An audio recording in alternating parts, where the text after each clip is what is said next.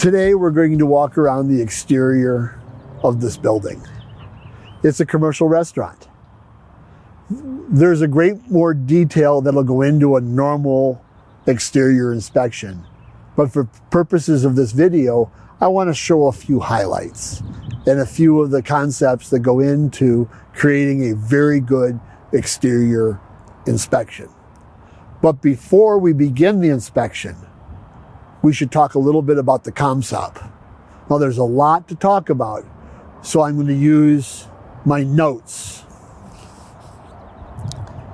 Within the ComSOP, section 6.5.2, exterior, will tell us everything we need to know about performing a thorough property inspection on the exterior of any building. Within that, an inspector should inspect the exterior siding, flashing, and trim. All exterior doors, decks, stoops, steps, stairs, porches, railings, eaves, soffit, and fascia. And report as in need of repair any safety issues regarding intermediate balusters, spindles, and reels for steps, stairways, balconies, and railings, a representative number of windows, the vegetation, surface drainage, and retaining wall when these are likely to adversely affect the structure. The exterior for accessibility barriers, stormwater drainage, general topography, the parking areas, sidewalks, exterior lighting, the landscaping, and determine that a 3-foot clear space exists around the circumference of fire hydrants, and describe the exterior wall coverings. Every inspector will have a different method for walking through a building. It's very good practice to do both a micro and a macro approach to any building. A macro being the larger, wider view, and a micro being a closer, more in-depth view of the building. In this case, we're going to start at the front door and circle around the building. We're going to begin the exterior of the inspection with the front door and looking at some of the accessibility barriers and sidewalk, and then migrate through a macro approach of the parking lot, the topography, and the drainage, including all of those items which we talked about in the ComSOP, which will fall in the parking lot area. This would include exterior lighting, landscaping, and again, some accessibility barriers. So let's take a look at that now. The inspection of the exterior of a commercial building doesn't just involve the physical building itself, but does have a bit of a macro approach to the entire property. That macro approach is the larger view. In that larger view, one of the more important topics that is within the ComSOP is topography. Topography of the land, specifically how it slopes. In this building, which is a restaurant, our land, our topography is concrete. In some buildings, that topography could be soil. But let's talk about the concrete as we're dealing with this property. When I do my inspections, I like to stand at the highest spot of the property and watch how all of the water and all of the terrain and all of the topography slopes to discharge that water. Concrete is not going to absorb the water that comes from rain or snow or anything else. It has to shed somewhere. First and foremost, we do not want it to shed to our building. It needs to shed to some spot that has been designed by the engineers to accept this water. So in this case, this water is flowing downhill to some form of catch basin. If you're concerned or confused or can't identify the slope, one of the tricks I use is a simple golf ball. You could use a tennis ball. I just have always used a golf ball. I can place it on the concrete and watch it roll to where it needs to go so that we can verify that our drainage is sufficient. Secondly, you can look at the concrete or the hard surfaces. Just make sure we don't have any trip hazards. Make sure we don't have any unusual cracking. Make sure that we don't have any spots that are damaged. In the northern climates, we get a lot of damage from snowplows. In the southern climates, we get a lot of damage from the heaving and the movement of the soil. So either way, we want to worry about looking at the parking lot. Incidentally, when looking at parking lots are described as one of the big three that involves a commercial building. What I mean by the big three are the three most expensive items to replace in a building. These include the parking lot, the HVAC, and the roof surface. So you might gloss over driveways or something else in a smaller inspection, but in a commercial inspection, there is a lot of money involved in parking lots. So doing a very thorough inspection of a parking lot is really important to your clients. As you're walking around the exterior of the building and doing the parking lot portion of the inspection, again, we're going to look at the hard surface of the concrete. Then we have all the various islands and peninsulas and landscape beds that are going to be located in it. Now, this is the early spring, winter time here in Colorado, so all of our landscaping is not going to be in bloom yet. But we want to make sure that it's intact. You can take a look at it, just general appearance. It looks like it's been well maintained. That's what we're going to look for. It's different than a residential inspection where you don't care about landscaping, but in a commercial, this is part of our ComSOP. So I'm going to look at the landscaping, the trees. I'm going to look at the beds. Basically, I want to look for the fact they've been relatively well maintained, especially in the fall before it became the winter time. I have got a nice island around it. We talked about the expense that a parking lot has. This is part of that expense. So I want to make sure that this is tidy. If you think about a commercial building, especially a restaurant, as a patron is coming to the building, this is the first thing they're going to see before they go into the building. So if this is disheveled and in disarray, then that's just going to give another impression to the restaurant. So that's why I really want to pay attention to these as I'm going through the exterior. Then when I'm looking at the exterior of the building, we have to have exterior lighting. As part of the ComSOP, we inspect the exterior lighting. Our lighting in this property is in the islands, which is great. So vehicle impact to this lighting is going to be minimized by the curb of the island and then the height of the base. If I had this same base in the middle of the parking lot, I'm always going to be worried about vehicle impact. So I want to make sure that that looks good. You'll see that we've got a nice cover here on our bolts.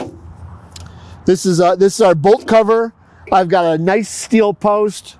I've got a seal here on our electric inlet, and the post is vertical. It doesn't look like it's been impacted, and it's free of rust. As we inspect these posts, we just want to make sure they're free of rust. We would want to turn the lighting on. That's usually found by either a light-activated photovoltaic switch that might be located on the side of the building, or it's on a timer inside of the mechanical room. You would try to have that turned on. We don't have access to the building, so we're not going to turn the lighting on, but I am going to look at the bases. At the top of the bulbs, these are LED. I would make sure that the bulbs look good, make sure they're all there, and then I would do that on every light on the property. Another important thing we need to look at is the fire hydrant. Now, when we look at a fire hydrant, it's important that the fire hydrant has clearance. The clearance on a fire hydrant needs to be 3 foot around the entire hydrant. Let's go take a look at the hydrant now. The ComSOP states that an inspector needs to verify and inspect the fact that there's at least 3 foot of clearance around the fire hydrant. You might not think that's important, but 3 foot clearance can easily be absorbed through the landscaping and anything else that starts accumulating around the property. So having that clearance allows the fire department to tap into this and use it safely. So make sure we're not exercising the fire hydrant. We're not determining the proper placement of fire hydrants. We're just verifying if there's a fire hydrant that there are 3 foot of clearance around it. Now, another important, and I'm going to call it a safety feature that's going to be present on a commercial building, is a parking corral. And I think that's the next spot we need to go talk about on the exterior, especially in the parking lot of this building. So let's go take a look at the parking corral. Many inspectors do not see the importance and significance of a parking corral. But a parking corral is a key part of the exterior safety of a building.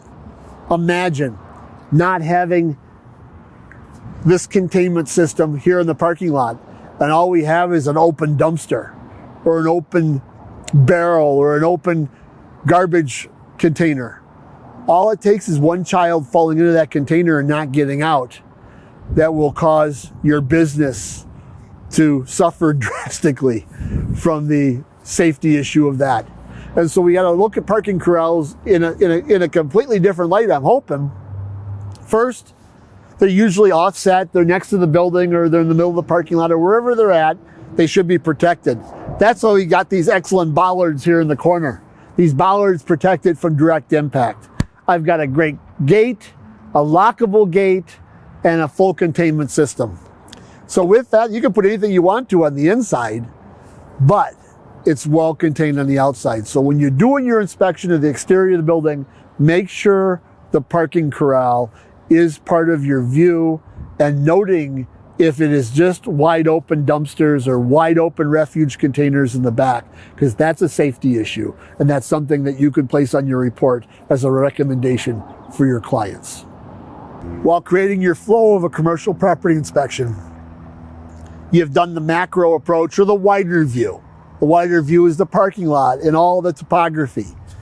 Then you start bringing it in a little closer to the micro approach, which is the box itself, the building, and all those items that influence directly around the building. You could pick a number for that, whether it's 5 foot or 10 foot or 20 foot. But I want to deal with, as we're getting a little tighter to the building, what we're looking at is all those things that's going to influence not only the drainage going into the building, but then the building itself. And that's going to include some accessibility issues, barriers, some observations on that, as well as those building components. So we'll get started right here at the front door, and we're going to work our way down the sidewalk. As we're looking at front doors, one of the key aspects we got to always verify on any commercial building is those doors open outward. In addition to opening outward, they need to be at least 32 inches wide. In this particular case, I've got a nice double door. They open outward, and there's nothing that obstructs them from being fully opened. That allows any of the occupants in the building to evacuate very quickly. Then once they evacuate, they're going to land right here on the sidewalk. What happens after that is how they move through. We want to make sure there's nothing right here. There's nothing that's impeding them. A hostess station, a railing here, anything like that would impede the evacuation of the building. That's what I'm looking at in front doors, plus the operation of the door, the glass, the integrity of the glass. That's what we're going to look at. One of the interesting things in the ComSOP, as we're talking about glass, is we are not required to verify the integrity of multi-pane glass windows. So identifying fogged thermal pane windows is beyond our standard, but we should report on any obviously fogged windows. So as we go through this building and we have several windows, we will be looking for that. But let's go through and let's start here on the sidewalk and let's start passing by this building. A very common question that comes up in every commercial building I've ever inspected is, what is this? Well, this box on the side of the building is called a Knox Box, or they call it a lock box. We don't have to inspect these, but I thought I'd say what it is. What's inside of this, there's a specific key, and the owner of that key is the fire department, and not the owner of this building. But inside of that box is the key to this building. And what that does is that keeps the fire department from having to use an axe and breaking the glass to get in. They can just simply unlock the door. But we are not required to inspect these. And in the ComSOP, it says we do not have to inspect lock boxes. But I thought I'd take a moment and talk about that. One of the first things we're greeted with on this approach around the outside of this building, in the micro approach, is I've got this stone feature coming down, and I've got this drain. This is the roof drain. And on the roof drain, any snow or ice or water that's draining off the roof is coming down from here and exiting across to the parking lot. Really looks good. What I'm very much appreciative of is the fact we've got a nice iron slotted drain. If this was draining across the sidewalk, we have an ice condition. We have a serious safety hazard. By having to go through this slotted drain into the parking lot and then down through the topography, this is really, really good. What we'd be paying attention to on this is to make sure that I don't have any damage coming down the wall. One of the sure signs for an inspector to know, one of the sure signs an inspector will know there's an issue with this, is if I looked here and saw a bunch of efflorescence, that white powder. If I saw that white powder on the stone or in the masonry, then it would certainly tell me that I've got a problem somewhere in that drain pipe.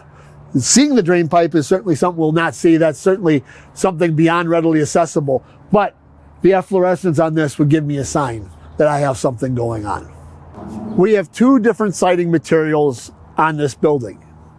We have a stone siding material and we have a synthetic stucco siding material. Let's begin with the stone siding material. The stone siding material is all masonry. It's all placed on top of the structure, and it should be free of any cracking and especially free of efflorescence or any displaced pieces of stone. This is what we're going to walk and watch for as we walk around the building. And in looking at that, there are two types of stone sidings that we're going to have on buildings. One would be solid and the other would be veneer. In this particular case, I see a weep screed, and what a weep screed is this metal screed that's down here at the bottom of the siding. So that would give me the indication that this is a veneer stone. If we did not have that weep screed or did not have what we describe as weep holes, then that would give us the indication this is a solid masonry wall. And so in this case, I would assume there's some skeletal structure on the inside of the building, like steel or wood, that is the structural component of the building. Then above the stone in this building, we have Eaves, or synthetic stucco. With synthetic stucco, it is beyond the scope of the ComSOP to do an intrusive inspection. This is a visual inspection only. So as you look at the synthetic stucco, you're going to look for any unusual cracking or holes. Those holes will be letting water on the inside of the substrate, which is behind the synthetic stucco. Within this synthetic stucco, we do have expansion joints. Those expansion joints allow the substrate behind the stucco to move without causing the stucco to crack or become open. So as you're walking around the exterior of the building, you want to watch to make sure that those expansion joints, which we have both horizontal and vertical, are truly horizontal and vertical and not serrated or stepping off, because then that would give us an indication that we do have some movement of some sort. And then lastly, when inspecting the synthetic stucco, is watching to make sure it's well sealed at any protrusion. What a protrusion in our case will be, where we've mounted these pilasters and buttresses across this front, and where we've installed lights or any other feature going through that. So when you're looking at the synthetic stucco, we want to make sure there's no cracks, any expansion joints are plumb and level, and then we also want, and not gaped, and watch our sealants. So let's look at that as we walk around the building as well. While looking at the siding, it's very important to look at any penetrations that are going through the siding materials, whether it's Eaves or steel or stone in this case. And right here we've got a hose hydrant coming through the building. While it might be a gap from the building, it is well sealed. What we're trying to make sure is we don't have either a thermal break of air being able to enter the building or water penetrating the building. So in this case, I'm not concerned that I've got an 1.5 inch gap here. What I'm concerned with is the pipe that's behind it, and it's well sealed. So I don't have a concern with this at all, other than the fact there it is. And if you wanted to say anything about it, you could tell somebody that your client, that a little kid could stand on it if they wanted to. But beyond that, the gap doesn't bother me between the stone. The pipe behind it is very well sealed. So when we're looking at the accessibility portion or accessibility barriers, because in the ComSOP it says report any barriers to accessibility, then what I'm specifically looking at is the fact I've got a nice curb cut here. This curb cut has a small ramp, and that allows any patron, no matter what their disability is, to migrate into this building. So I'm looking for any trip hazards. I'm making sure that this curb cut is true. It doesn't have a big lip on it. So now I can take a chair up and I can get into the building, or I can be in a walker, or anything else is not going to create a trip hazard. In some municipalities or some states, the dimpling here is specific. In this particular case, our dimpling here has been created with brick. In some places is a mounted piece of vinyl. And the dimpling is there for traction, but it also is there because it allows somebody with a specific cane, if they have a sight disability or impairment, to actually know there's a curb cut here. Now, as you're looking at the parking lot, if you think of accessibility, you could also look at the painting and the striping. I look at the parking lot painting and striping also while I'm inspecting the parking lot. And this parking lot is just got great striping. It's absolutely perfect. But again, you want to try to look at your approach to the exterior of the building with this large view of, are there any barriers that's going to prevent somebody from getting to this building safely? If you want to go beyond the ComSOP, or if you're looking for another stream to add to your business, then I would recommend looking at the accessibility portion of the ComSOP as an ancillary feature to your inspection. Many clients are looking for an accessibility inspection to be performed, and that could be an opportunity for you. Every building's got windows. And on single-story buildings like this one, the window inspection is not a very difficult task to perform.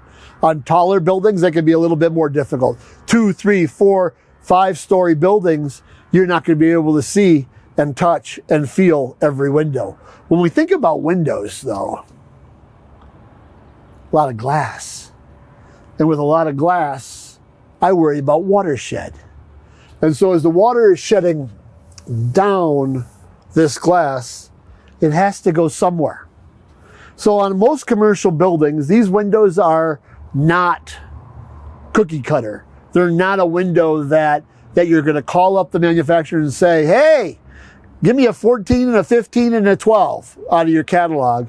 These are sized for this space and built for this space. So this aluminum frame creates the spot where the windows are affixed to the building. And what happens is, as water comes down this glass, it wants to penetrate into this frame. And if it penetrates into the frame, it can penetrate into the wall cavity. And if it penetrates into the wall cavity, it can damage the masonry or the substrate or the finished wall on the other side. All of these are bad. And so what a good professional commercial inspector should do is watch this simple rubber gasket that is what's marrying the glass to this aluminum frame. Now, it's the morning. You see me squinting. Our sun is high and it's pelting this glass right here.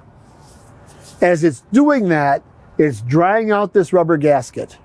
And in fact, it's shrinking that rubber gasket. And that shrinking of that rubber gasket will cause a gap here. This is about a 4.5 foot window. It's not unusual at year 5, 10, 20. You can see as much as a 2-inch gap. And so as that water comes down the glass, it's going to shoot into that gap.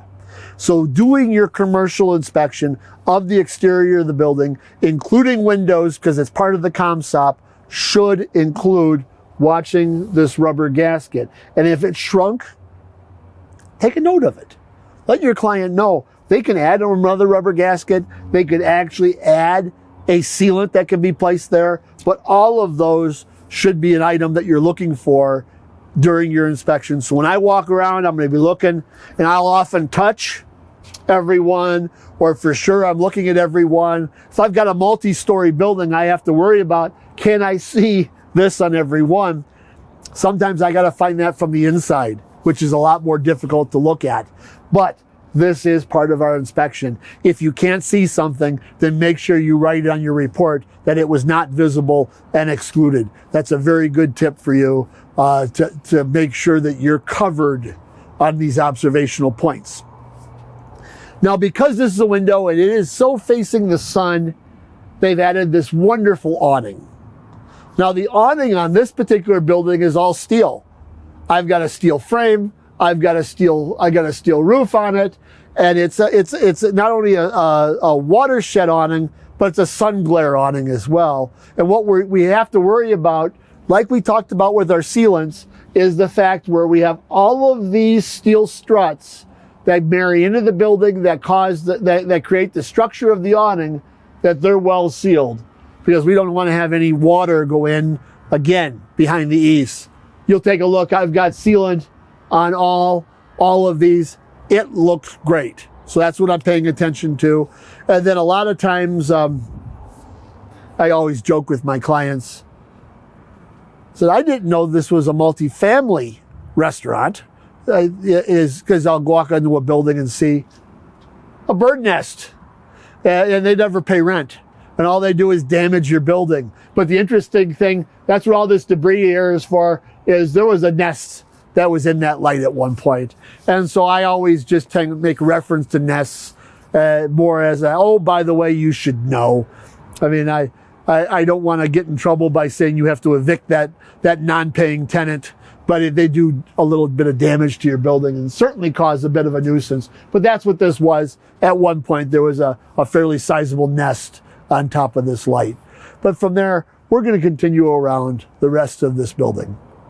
Of the 3 basic designs for discharging water from a roof, we have gutters, which include downspouts, built-in drains, and scuppers.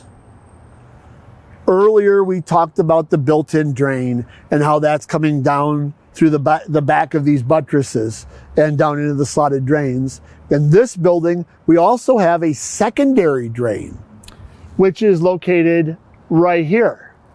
Now, that secondary drain is a scupper drain.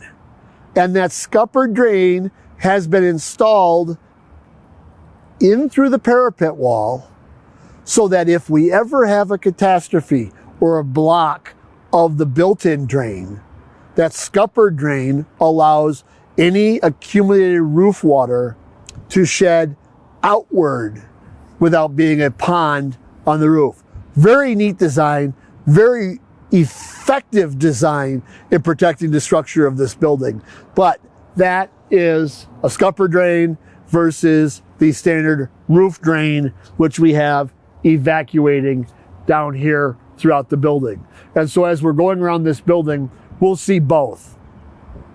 One of the things to look at when you're looking at a scupper drain, though, is to make sure I don't see any excessive damage, any damage whatsoever under it. Because if it's under it, then that would tell us we've got a failure up there as well. This one looks great, so there's really not anything other to comment on other than most likely taking a photo of it and saying scupper drain. So we're on the other side of the building now, and we're still continuing our exterior, and I'm visually looking at the Eaves, the synthetic stucco. And in looking at this synthetic stucco on this side, I have a lot of little holes. Those little holes are most likely from the replacement of the previous side. And so they're all across this side. Plus in the bottom right in the middle, I've got a larger repaired hole, which is probably where they took out the electric. Now I'm going to take reference to this on my report, as this will require ongoing maintenance, because every one of those holes is going to require periodic sealant, as well as the larger hole that's at the bottom. So again, our job as a commercial property inspector is to note the building as it sits today. And today I've got caulked holes sealing where the previous sign used to be. Stairs, steps, hand railings, balusters, these are all part of the inspection of the exterior of the building. And here we have some stairs. When inspecting the stairs, we want to make sure the risers are uniform, somewhere between 4 inches and 7 inches. And we can't have more than 3/8 of an inch difference between any one in the run, from the highest to the lowest. And so you should walk every set of stairs present in the building. The hand railings should be tight. On commercial properties, we are required to have hand railings on both sides. Now, in this particular case, I do not have a wall that these are mounted to. These are freestanding.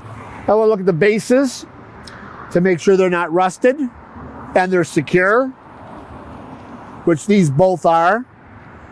And in commercial stairs, where we typically on the interior will return these to the wall, these are returned downward. These are returned in the direction of walking. So on this side, I've got a railing that goes up, and then it returns heading around the corner to show that we're going that way, and this one heads straight that way.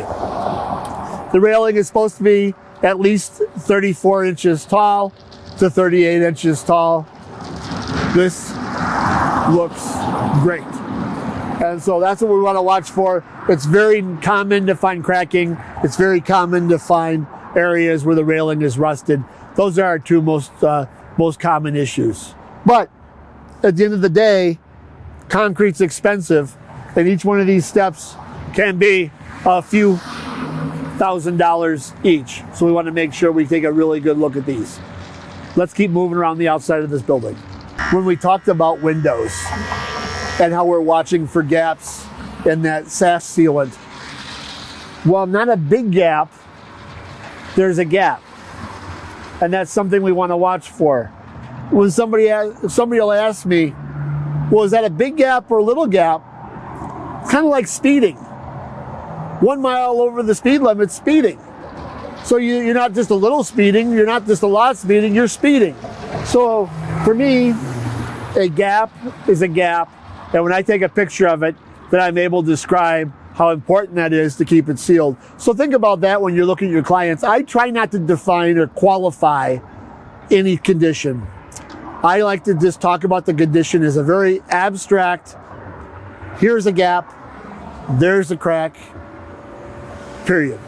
So think about that and how you want to interpret these various conditions as you're doing any portion of your inspection, but especially on the exterior when we're thinking about water entry. Service doors. You might not put a lot of effort in thinking about the inspection of service doors. But for me, service doors are a very critical part of any inspection.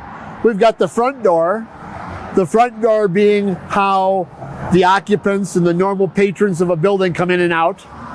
But it's the service door or the secondary door in the building that is most commonly overlooked. If you really think hard and you look at some of the costs, and we don't talk about cost aggregation or cost to cure, but a typical steel service door to be replaced is $4,000. And that's a lot of money. And so we want to take a look at them. First and foremost, most service doors that you're going to find in a commercial building are steel. Steel frame, steel construction, just like this door. And when we look at this door, they should always open outward. This is the path of egress. This is how we're leaving the building. So we have to have a door that always opens outward as a service door. Now, one of the more common things that you're going to find on any service door is rust. Prefaced by saying it's steel, and steel rusts. And you go, well, all it needs is paint. Well, I think I'd have to argue with that. And why I want to argue with that is sure, surface of steel rusts. But most of our rust that we're going to find occurs here on the jamb or across the bottom of the door. Now that rust on the jamb or across at the bottom of the door, you immediately want to say, oh, it's piled snow, or it's watershed, or it's something splashing on the door. But my argument is, I don't think so. So what's on the other side of that door? Did you answer me? Oh, if you said heated room, you win. So if on the other side of this door is a heated room, and the outside of this door is all rusted, I immediately go, no weather stripping. See, without weather stripping on the bottom of this door, that heat from the room wants to escape, condenses on the door, freezes on the door, rusts the frame, does all that damage. And so more times than not, when you have a building in a climate that changes, so that means we're not working in Hawaii or San Diego, that rust on the bottom of the door is usually attributed to a lack of weather stripping. On this door looks fabulous. I can even see the threshold gap, or threshold sealant that's on the bottom of this door. This is a very well maintained door, but not every door is that way. Watch for the rust on the frame or on the door slab itself. That's an expensive repair. And plus, if that door becomes advanced rust, it's also a security issue from being able to break into the building. So don't bypass service doors during the exterior of your inspection. In most cases, a commercial building is really, really well labeled. And it really doesn't cause an inspector to have to do a lot of inferencing, where if you go through any other types of buildings, you're gonna go, well, I wonder what this is. Let me take a look. Well, in this case, this is my sprinkler riser room. It's labeled right here. During your preliminary walkthrough of the building, or in your conversation with your client before you get to the building, or when you're talking with the building owner, you're going to want to make sure during your inspection you secure all the keys or have all the rooms and building unlocked. So in this case, I don't have a key to this door. So I don't have the capacity to be able to go in there to inspect the riser room, which is most likely the water meter room, which is most likely the backflow preventer room, which is most likely all of those components of fire safety, including the alarm. So if I don't have access to this, so today we don't have access to this, then I would take a photograph of this space and I would write on my report that I did not have access. That would be something I definitely want to place into my inspection report. Beyond the riser room, one of the things we can see on the outside of the building is this standpipe. This particular pipe, this opens up with a wrench. This is where the fire department gains access to the sprinkler system so that they can provide more water through the building to extinguish a fire without actually placing firefighters in the building. And so they'd hook their hose onto here from the truck and go right through the sprinkler system with more water than what is being supplied by the water main. So that's a very good feature, and that's one of those trick features when you see that on a building, to know that I have a sprinkler system that I'm going to have to take a look at during my normal interior portion of the inspection. But there's one thing out here on the exterior that I want to talk about on exterior doors that is a significant safety issue. And what that is this door right here. This is an exit door. That's a sprinkler riser room door. This is an exit door. As we're doing our inspections, especially in life safety, we want to make sure we do not have any doors that are able to be locked or chained. They've put a hasp on here that I can put a lock on it. If I put a lock on here, the occupants on the inside of the building cannot evacuate out of this space. I've got the service door over there, I've got a service door over here, and this is dangerous. So I would take a photo of that and I would highlight it, as big a highlight as I can, and talk about the dangers that are going to have happen by having this hasp on this door. Be careful of that when you're doing your inspections. Think about life safety as well.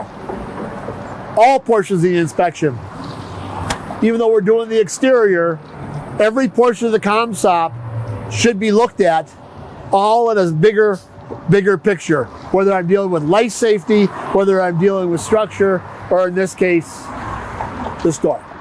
So think about that when you're walking around the outside of buildings. In the front of the building, we have the roof drain coming down and evacuating through those beautiful slot drains. In this side of the building, we do not have slot drains. It's going right across the concrete. Well, we're in the non-pedestrian or non-patron portion of the building. So the evacuation of this water across this concrete is really a hazard to the employees only and not to anybody else. It's going down into the stone and not really going to cause a pedestrian issue. But it certainly could be something you want to mention as a lack of congruency. But for safety, you do want to watch this as well. So I just want to illustrate the fact that we have both different types on two different sides of the building. We've gone through three sides of this building and we found one. We have a missing, dislodged piece of masonry right down here at the bottom. Now, when I'm excited about this masonry, it gives all of us a great look at what a weep screen looks like. And you can see on this weep screen that we talked about earlier, this is where our holes are. And this is what allows any water that's behind the masonry in front of the substrate to be able to evacuate. So we got a plus. Good news, we see the weep screen, but bad news, the piece of brick fell off the building. So you're going to want to make sure you take a picture of this or document this on your report and let your clients know that they do have a wee bit of masonry repair that will probably be encouraged to be performed. One of the diagnostic tools that we have at our disposal is the opportunity to make an observation and think about what's behind. This is one of our structural elements that's got the roof drain in it. And I talked earlier about maybe we've got to watch for efflorescence. Look at the efflorescence. This efflorescence is coming down here You have to question yourself, is it coming from the roof drain? Is it coming from this corner? Is it coming from the window? Or is it coming from a pile of snow that might be here? Part of the ComSOP says we do not have to determine causation. Causation is beyond our scope. So rather than saying exactly what's going on from where, documenting the efflorescence in this corner and recommend further review would be an excellent way to help your clients get to the bottom of this condition. So think about that. We don't want to immediately say it's the roof drain or this masonry corner or this window, but rather here's efflorescence on this side of the building. So as you walk around the rest of the exterior of the building, there'll be all kinds of different systems and designs and areas of influence that will affect the building. We talked about topography when we were in the parking lot. Well, we're back here in an outdoor seating area for outdoor dining, and I worry about any drainage that's going to happen out here. So if you think about out here in the dining area, it's probably hosed off quite often, power washed quite often. It's probably also got enough concrete and masonry, brickwork out here that doesn't drain, that we have to put in something to help us de-water this flat spot. And that's being done by this large slot drain that we have that goes all the way across this concrete area. We do not have to remove the slots of the slot drain and look on the inside. I think we can look down in it and see if there's any debris or see if there's standing water. And that's really all that I'm going to do when I look at this. But then I want to make sure the drainage comes from there and goes there and makes it to the slot drain. We don't want the slot drain to be the highest spot. We want the slot drain to be the lowest spot. Then another feature that's on the outside of this building that is not readily accessible. Readily accessible is something that I can get to, that I don't have to dismantle, that is convenient. I have a fireplace. We have an outdoor fireplace here as a feature, and I do not have access to it. It's not expected of us to move all of these tables. It's not expected of us to get to it. So I am going to document that on my report and make a reference to my clients explaining my limitations and the fact that that fireplace is not accessible to me and it's something I'm going to exclude from my inspection report. I don't believe any building is ever completely constructed. Every building is in some state of either disrepair or state of occupancy that somebody isn't working in. In this building here on the outside of the building, I have an open box in the siding. That box is most likely a low voltage box for something, but if you look inside of it very, very carefully, there's actually conduit in it. It should be covered. That's a spot where insects might want to roost or hive. That's a spot where water can get in and get into the synthetic stucco and cause damage. And so I would absolutely on my report want to note open boxes. This box, I can't determine if it's low voltage or high voltage, so I'm going to make a comment on it. But regardless of low voltage or high voltage, in Eaves, everything should be sealed. We do not want to have any water get behind the substrate. So take a photo of that, make a comment in your report. This would be something I would definitely want to add. A couple of the last things here on the exterior that I want to talk about. One, which I find really interesting, is if you read the ComSOP, the operation and the inspection of an overhead door is not part of the exterior. It's actually part of the interior. But since it is here on the outside, I would want to definitely make sure that I take a really good look at this overhead door here. This is a service door. It allows either staff or patrons to utilize the bar area. But that is considered an overhead door. You can think of it as a loading dock. It's a loading dock for beer, but it's a loading dock. And so that would be something I want to look at. These are a great example of windows that I can't get to. These are windows that are higher than my touch. And so being able to look at the glazing strip of each of those windows can be very difficult from the ground. And so if you really want to watch them, you really need to, or look at them closely. You're going to either have to do it from the interior or figure out an exterior means. Some inspectors might use a camera pole. Some inspectors might use a drone. Some inspectors might look at other areas like balconies or from the interior. But nonetheless, you want to look at those to make sure that that little rubber glazing strip is sealed. One of the best ways I have found through years of experience of knowing if that seal is bad is I can look from the underside of one window, because that might give me the reveal of water from the upper side of the higher window. And that can kind of help me out. But something you would definitely want to look at, definitely want to take a photo of, and definitely want to document to your clients. And then lastly, we have got one more set of doors. They need to open outward. They need to open up at least 90 degrees. They need to be at least 32 inches wide. And if I have all that, and I don't have any rust, I don't have any cracked glass, I don't have any damage like that, we've walked through the entire exterior of this building. We've taken a lap. I know inspectors that'll take a lap and they'll go clockwise.